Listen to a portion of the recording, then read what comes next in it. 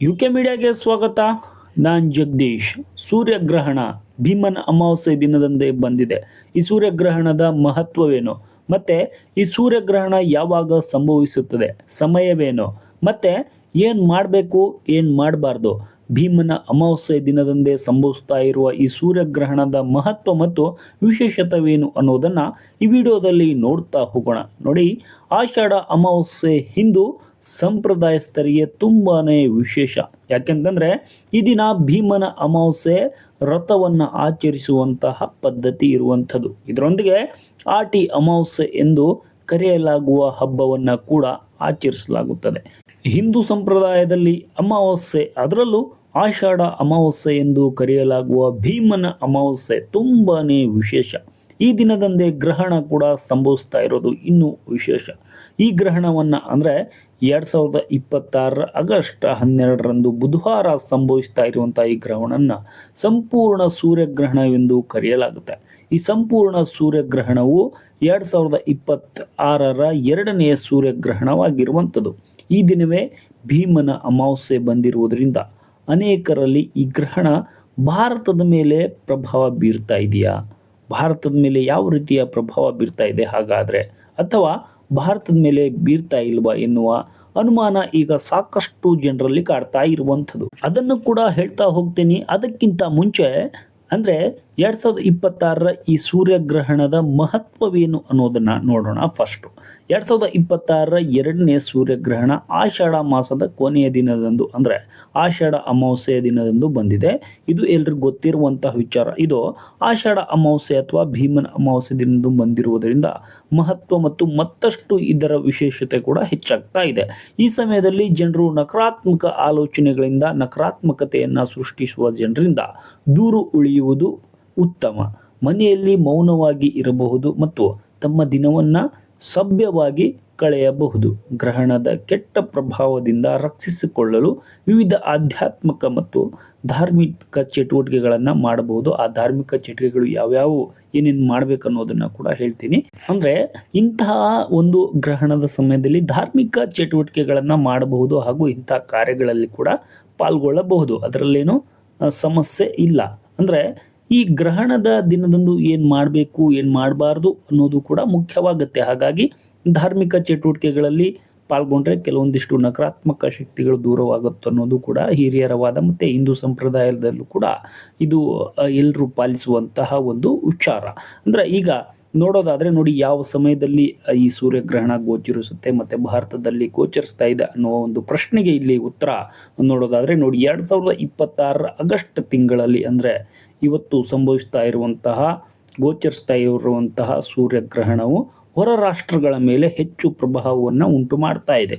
The old farmers ಆಲ್ಮನಾಕ್ ಪ್ರಕಾರ Greenland, ಪಶ್ಚಿಮ island, ಉತ್ತರ ರಷ್ಯಾ, ಸ್ಪೇನ್ ಮತ್ತು ಪೋರ್ಚುಗಲ್ನ ಒಂದು ಸಣ್ಣ ಭಾಗದಿಂದ ಗ್ರಹಣ ಸಂಪೂರ್ಣವಾಗಿ ಗ್ರಹಣವಾಗಿ ಕಾಣಿಸ್ಕೊಳ್ತಾ ಇದೆ. ಯುರೋಪ್ನ ಹೆಚ್ಚಿನ ಭಾಗ, ಕೆನಡಾ, ಉತ್ತರ ಯುನೈಟೆಡ್ ಸ್ಟೇಟ್ಸ್ ಕೆಲವೊಂದಿಷ್ಟು ಸೇರಿದಂತೆ ಇತರ ಹಲವು ಪ್ರದೇಶಗಳಲ್ಲಿ ಭಾಗಶಃ ಸೂರ್ಯಗ್ರಹಣ ಕಾಡ್ತಾ ಇದೆ, ಅಲ್ಲಿ ಗೋಚರಿಸ್ತಾ ಇದೆ. ಇನ್ನು ಇದರ ಸಮಯ ಯಾವಾಗ ಅನ್ನೋದನ್ನು ನೋಡೋದಾದರೆ ನೋಡಿ, ಮ್ಯಾಡ್ರಿಡ್ ಸ್ಪೇನ್ನಲ್ಲಿ ಸಂಜೆ 7:36ರಿಂದ ಆರಂಭವಾಗಿ ಸಂಪೂರ್ಣ ಸೂರ್ಯಗ್ರಹಣವು ರಾತ್ರಿ 8:32ಕ್ಕೆ ಗೋಚರಿಸುತ್ತದೆ ಹಾಗೂ ಮತ್ತು ರಾತ್ರಿ 8:33ಕ್ಕೆ ಗ್ರಹಣವು ಕೊನೆಗೊಳ್ಳುತ್ತಾ ಇರುವಂಥದ್ದು. ಇನ್ನು ರೇಕ್ಚಾಕ್ ಐಸ್ಲ್ಯಾಂಡ್ಗಳಲ್ಲೂ ಕೂಡ ಈ ಸೂರ್ಯಗ್ರಹಣ ಭಾಗಶಃ ಅಂದರೆ ಸಂಜೆ 4:47ಕ್ಕೆ ಪ್ರಾರಂಭವಾಗಿ ಸಂಪೂರ್ಣ ಸೂರ್ಯಗ್ರಹಣವು ಸಂಜೆ 5:48ಕ್ಕೆ ಸಂಭವಿಸ್ತಾ ಇದೆ ಮತ್ತು ಗ್ರಹಣವು ಸಂಜೆ 6:47ಕ್ಕೆ ಕೊನೆಗೊಳ್ತಾ ಇರುವಂಥವು. ಇನ್ನೂ ಹಲವು ದೇಶಗಳಲ್ಲಿ ಬೇರೆ ಬೇರೆ ಪ್ರಕಾರದ ಸಮಯದಲ್ಲಿ ಸಂಭವಿಸ್ತಾ ಇದೆ.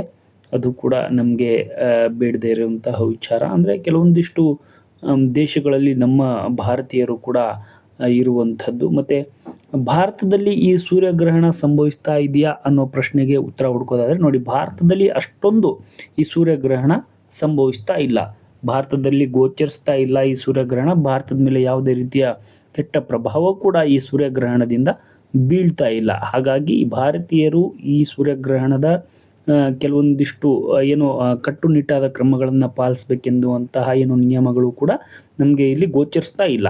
ಆದರೂ ಕೂಡ ಭಾರತದಲ್ಲಿ ಹಿಂದೂ ಸಂಪ್ರದಾಯದಂತೆ ಕೆಲವೊಂದಿಷ್ಟು ಸೂರ್ಯಗ್ರಹಣವನ್ನು ನಂಬುವವರು ಅಂದರೆ ಪ್ರತಿ ವರ್ಷವೂ ಕೂಡ ಗ್ರಹಣ ಯಾವುದೇ ಸಮಯದಲ್ಲಿ ಮತ್ತು ಎಲ್ಲೇ ದೇಶದಲ್ಲಿ ಅಥವಾ ಒಂದು ವಿಶ್ವದಲ್ಲಿ ಎಲ್ಲೇ ಸಂಭವಿಸ್ತಾ ಇರಲಿ, ಆದರೆ ಹಿಂದೂ ಸಂಪ್ರದಾಯದಂತೆ ಕೆಲವೊಂದಿಷ್ಟು ನಿಯಮಗಳನ್ನು ಪಾಲನೆ ಮಾಡುವವರು ಏನು ಮಾಡಬೇಕು ಅನ್ನೋದನ್ನು ನೋಡೋದಾದರೆ ಬೇಡ ಅನ್ನೋರಿಗೆ ಏನು ಬೇಡ, ಕೆಲವೊಂದಿಷ್ಟು ಜನರು ಪಾಲನೆ ಮಾಡೇ ಮಾಡ್ತಾರೆ. ಯಾಕಂದರೆ ವಿಶ್ವದಲ್ಲಿ ಯಾವುದೇ ಸಮಯದಲ್ಲಿ ಸೂರ್ಯಗ್ರಹಣ ಅಂದರೆ ಗ್ರಹಣನೇ.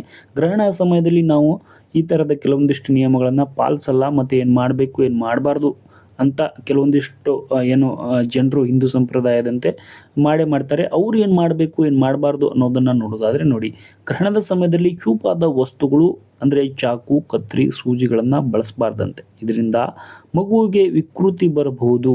ಅಂದರೆ ಇಲ್ಲಿ ಗರ್ಭಿಣಿಯರಿಗೆ ಹೇಳುವಂಥ ವಿಚಾರ ಇದು. ಇನ್ನು ನಿದ್ರೆ ಮಾಡಬಾರ್ದು, ಕೂದಲು ಕತ್ತರಿಸಬಾರ್ದು ಮತ್ತು ಪ್ರಯಾಣ ಮಾಡಬಾರ್ದು.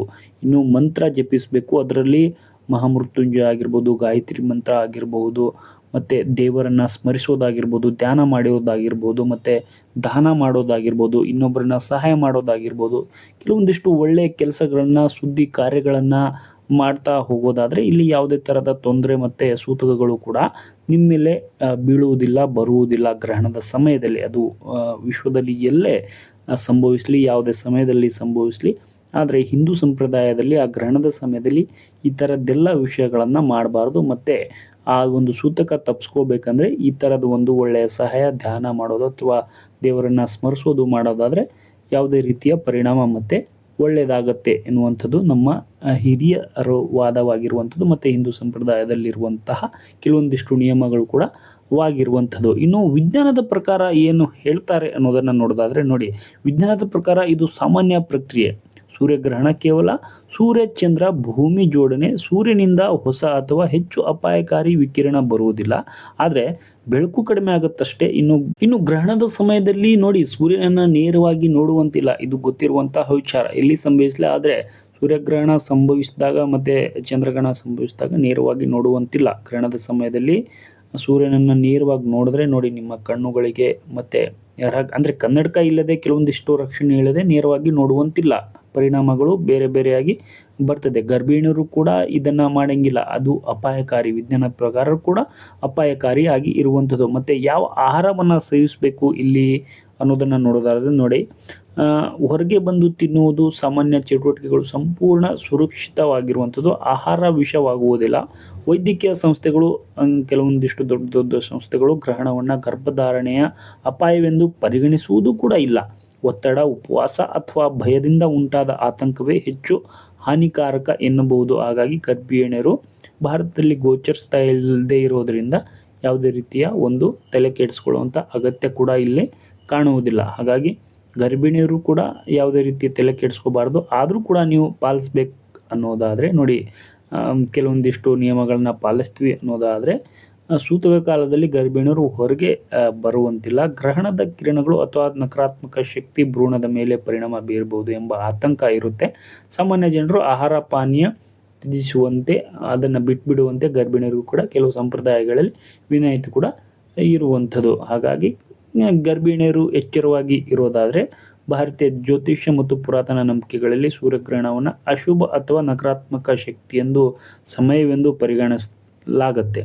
ಹಾಗಾಗಿ ಗರ್ಭಿಣಿಯರು ರಾಹುಕೇತುವಿನ ಪ್ರಭಾವದಿಂದ ಕೆಟ್ಟ ಪರಿಣಾಮ ಆಗುತ್ತೆ ಎನ್ನಲಾಗುತ್ತೆ. ಹೀಗಾಗಿ ಇಂತಹ ಸಂದರ್ಭದಲ್ಲಿ ವಿಶೇಷ ಗರ್ಭಿಣಿಯರು ಎಚ್ಚರಿಕೆಯಿಂದ ವಹಿಸ್ಬೋದು. ಯಾಕಂದರೆ ಸೂರ್ಯಗ್ರಹಣ ಆಗಿರೋದ್ರಿಂದ, ಅದು ಅಮಾವಾಸ್ಯೆಯ ದಿನದಂದೇ ಬಂದಿರೋದ್ರಿಂದ ನಿಮ್ಮಲ್ಲಿ ಯಾವುದೇ ರೀತಿಯಾದ ಒಂದು ಗೊಂದಲ ಮೂಡಬಾರ್ದು ಅನ್ನೋದನ್ನು ನೋಡಿದ್ರೆ ಒಂದಿನ ರೆಸ್ಟ್ ತಗೊಳ್ಳೋದ್ರಲ್ಲಿ ಯಾವುದೇ ರೀತಿಯ ಒಂದು ತೊಂದರೆ ಅಂತೂ ಆಗೋದಿಲ್ಲ. ಹಾಗಾಗಿ ಈ ಮಾಹಿತಿ ಇಷ್ಟವಾಗಿದ್ದರೆ ನಮ್ಮನ್ನು ಸಬ್ಸ್ಕ್ರೈಬ್ ಮಾಡಿ, ಫಾಲೋ ಮಾಡಿ, ಶೇರ್ ಮಾಡಿ, ಸಪೋರ್ಟ್ ಮಾಡಿ. Thank you.